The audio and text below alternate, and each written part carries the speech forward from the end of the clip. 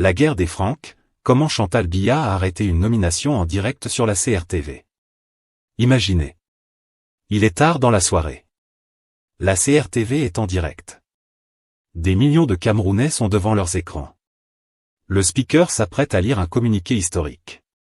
Un nom est sur le point d'être prononcé pour la première fois. Un nom qui allait changer le destin du Cameroun. Et puis, rien. De la musique. Un fond musical. Bizarre. Inexpliqué. Troublant. Des téléspectateurs se regardent, désorientés. Certains pensent à une panne technique. D'autres à une erreur de régie. Mais ce soir-là, ce n'était ni une panne, ni une erreur. C'était le son du pouvoir en train de se retourner contre lui-même. Et ce mardi 13 mai 2026, Jeune Afrique a levé le voile sur ce qui s'est vraiment passé. Ce que vous allez entendre dans les prochaines minutes, c'est l'histoire d'une nomination avortée, d'une guerre dynastique au sommet de l'État, et d'une femme dont le silence en dit plus que tous les discours officiels. Restez avec nous. Parce que cette histoire, vous ne l'avez encore jamais entendue raconter comme ça. Partie 1, contexte fait, poser le décor. Pour comprendre ce qui s'est passé ce soir-là à la CRTV, il faut remonter quelques semaines en arrière. Le 14 avril 2026. Une date qui restera gravée dans l'histoire constitutionnelle du Cameroun.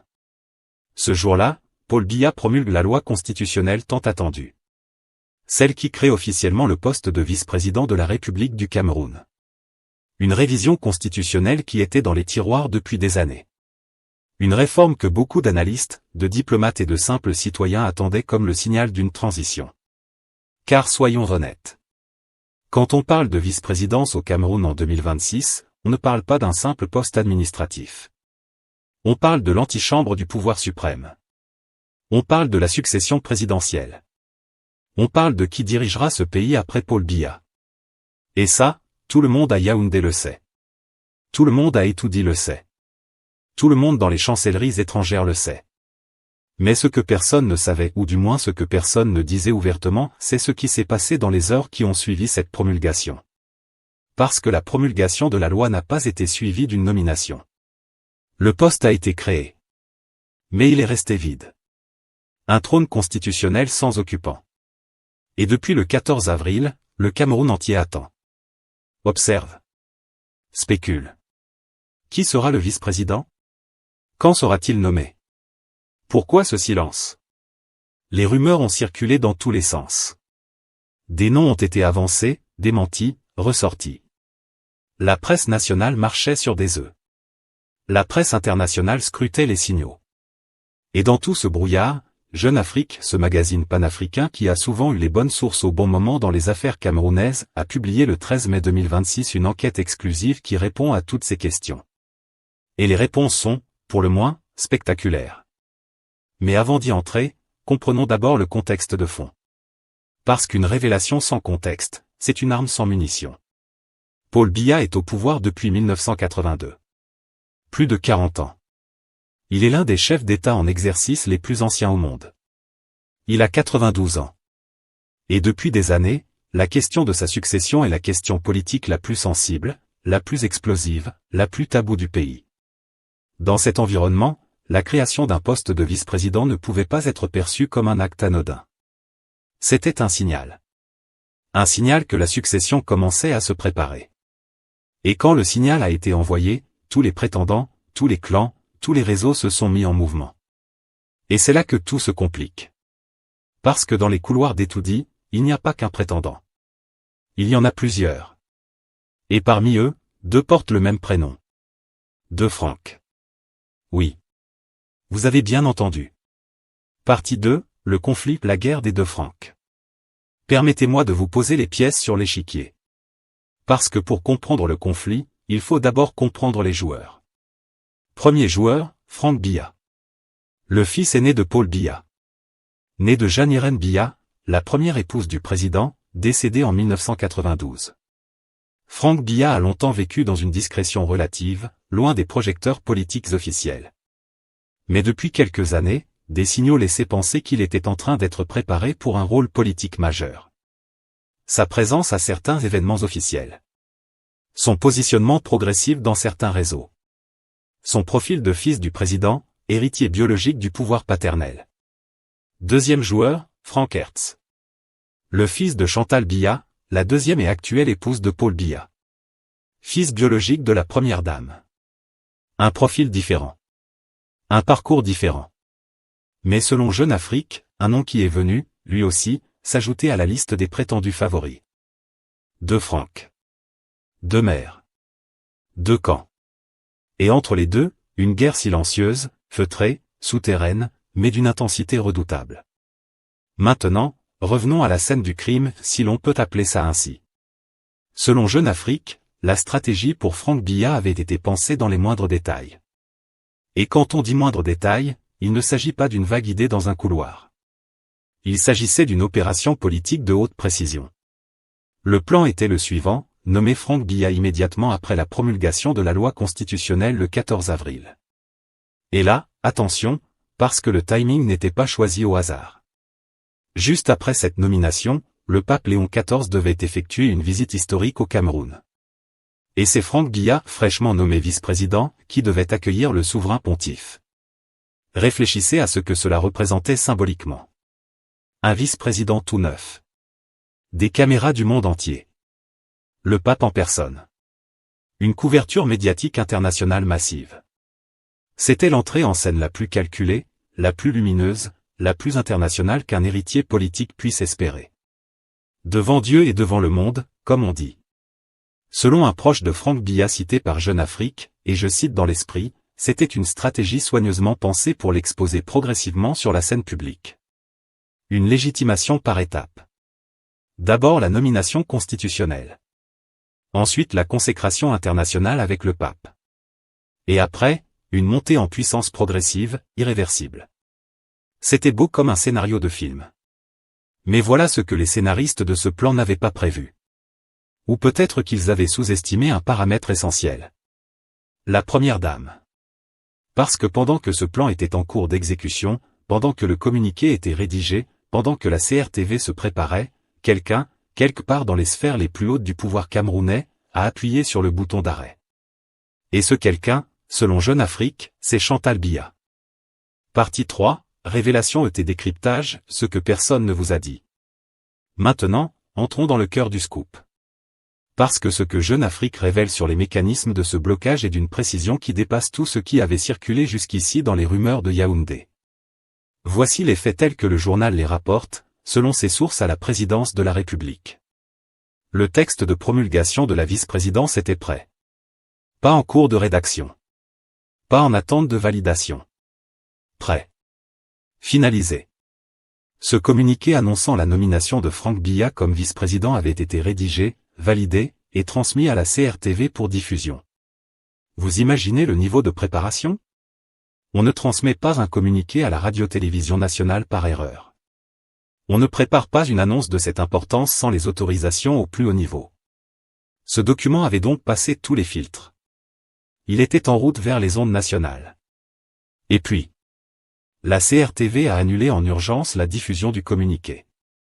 En urgence. Ces deux mots sont importants. Pas un report programmé. Pas une décision administrative réfléchie. Une annulation en urgence. Quelque chose d'imprévu. Quelque chose qui est arrivé très vite, trop vite pour que la régie ait le temps de trouver une alternative digne de ce nom. Alors ils ont diffusé un fond musical. Ce détail du fond musical est, selon moi, le détail le plus révélateur de toute cette affaire. Parce qu'un fond musical sur une chaîne nationale, à l'heure où une annonce historique était attendue, c'est le signe d'une improvisation forcée. C'est le son de quelqu'un qui a retiré le tapis sous les pieds de la régie au dernier moment. Des milliers de Camerounais ont entendu cette musique sans savoir ce qu'elle signifiait. Maintenant ils savent.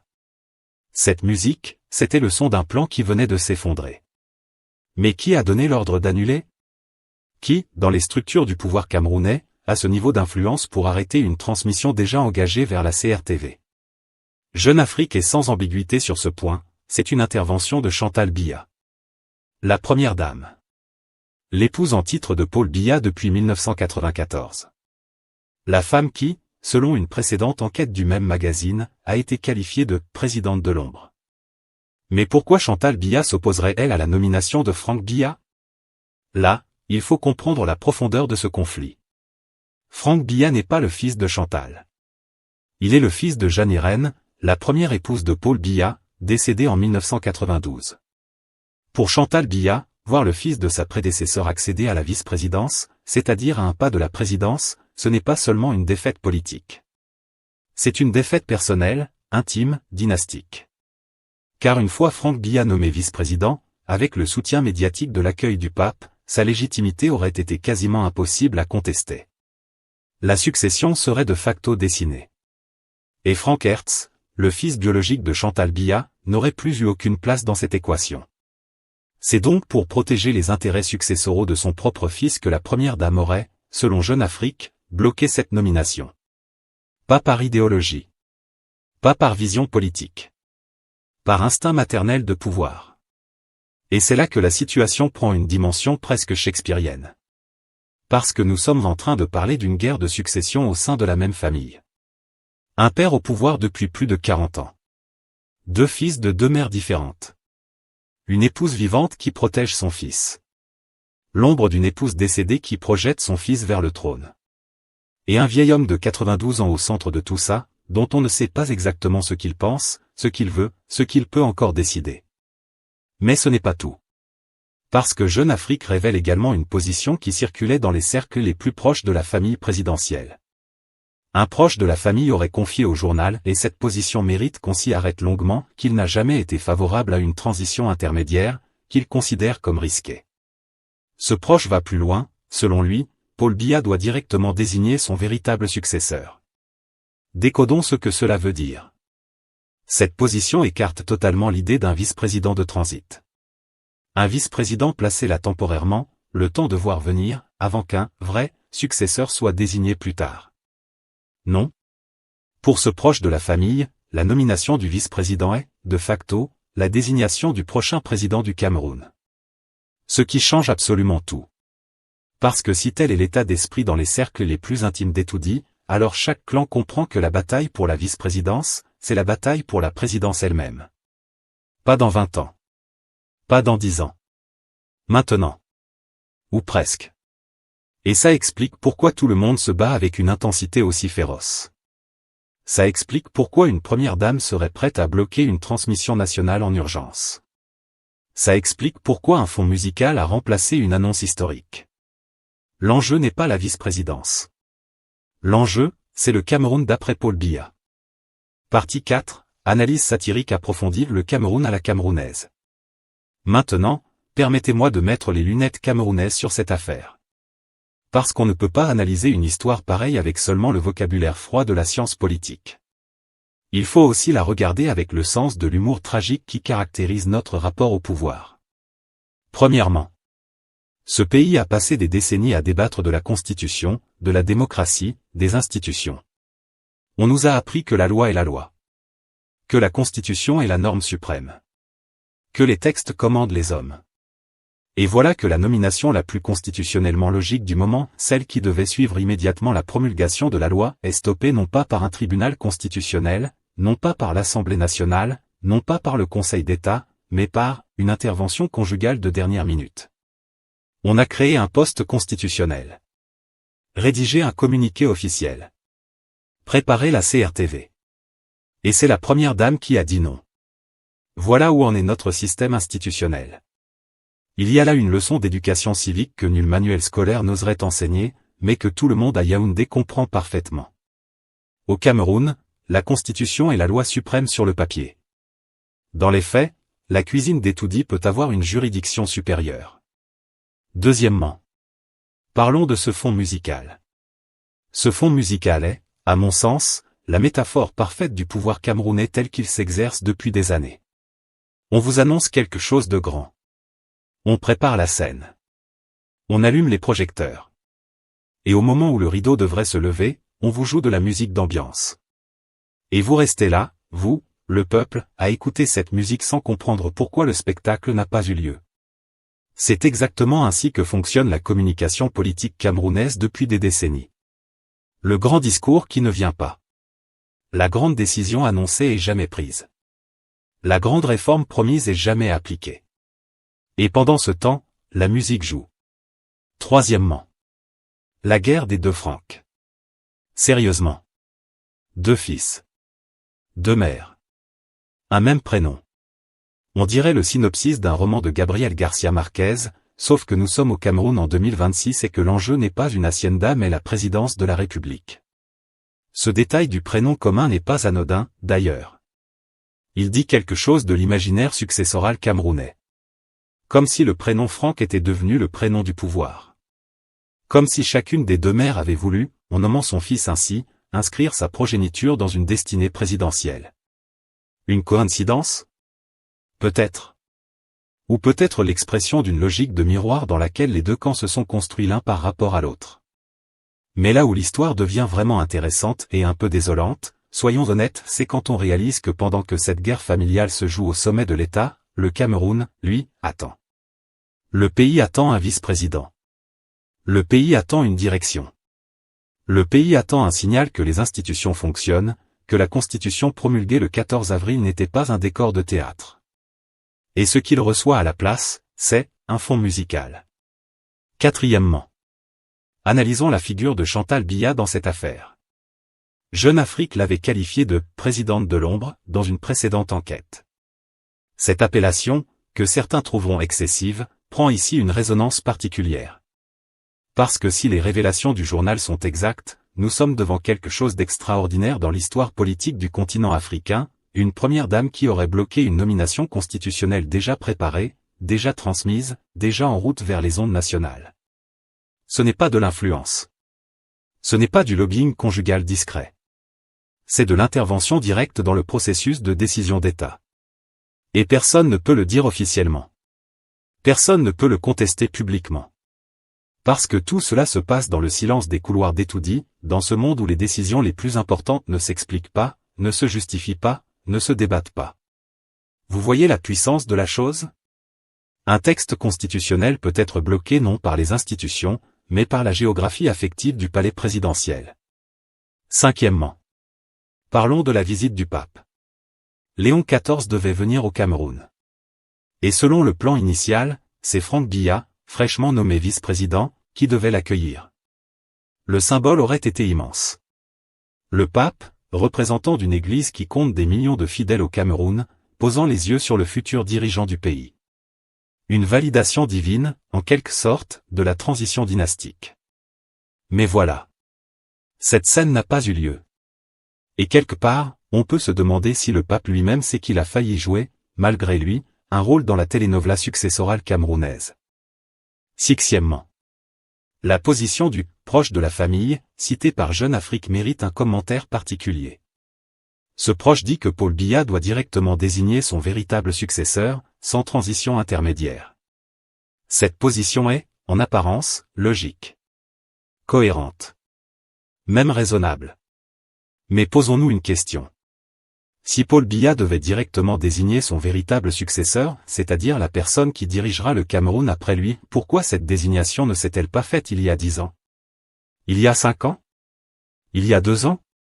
Parce que la vérité que tout le monde évite de dire à voix haute, c'est que la question de la succession de Paul Biya est paralysée depuis des années non pas par un manque de candidats, mais par un excès de prétendants, par des luttes d'influence incompatibles, et par la volonté, consciente ou inconsciente, d'un système de maintenir le flou le plus longtemps possible. Le flou, au Cameroun, est une technique de gouvernance. Tant que personne n'est désigné, tout le monde reste mobilisé. Tout le monde espère. Tout le monde obéit. Parce que le ticket pour demain pourrait encore être signé aujourd'hui.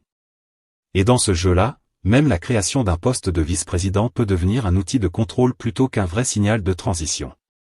Septièmement. Une réflexion sur l'héritage. Il y a quelque chose de profondément humain et de profondément troublant dans cette histoire. Un homme de 92 ans, au pouvoir depuis plus de 40 ans, qui a construit un État à son image. Et autour de lui, 2 femmes, l'une décédée, l'autre vivante, dont les fils se battent pour hériter de cet État. L'une est absente depuis 1992. L'autre est présente et, selon Jeune Afrique, très activement présente. Et dans ce triangle de pouvoir, de mémoire et d'ambition, le Cameroun attend de savoir qui sera le prochain à porter le poids de son histoire. Ce n'est plus seulement de la politique. C'est de l'anthropologie du pouvoir africain à l'état pur. Conclusion, la vraie question. Alors, où en sommes-nous? Voici ce que Jeune Afrique nous a appris ce 13 mai 2026. Une nomination était prête. Un communiqué était rédigé.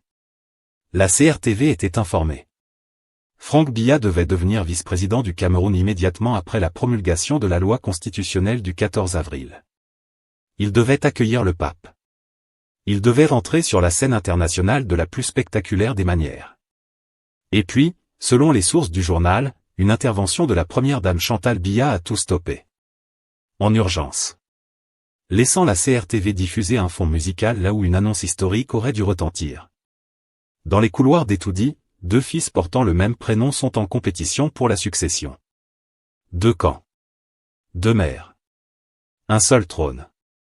Et un proche de la famille confirme ce que tout le monde presse, la vice-présidence n'est pas un poste de transit.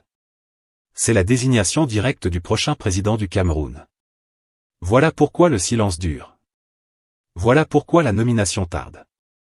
Voilà pourquoi un fond musical a remplacé une annonce historique. Parce que derrière ce silence, ce n'est pas l'indécision d'un vieux président qui se tait. C'est peut-être le fracas d'une guerre familiale qui continue de faire rage dans les couloirs invisibles du pouvoir. Il reste maintenant une question. Une seule. Et je vous la pose directement. Dans un état de droit, une première dame devrait-elle avoir le pouvoir de bloquer une nomination constitutionnelle déjà engagée? C'est une question sur la transparence. C'est une question sur les institutions. C'est surtout une question sur l'avenir du Cameroun. Donnez-nous votre réponse dans les commentaires. Partagez cette vidéo avec quelqu'un qui croit encore que tout va bien. Et abonnez-vous, parce que cette histoire n'est pas finie. Le prochain chapitre sera encore plus révélateur.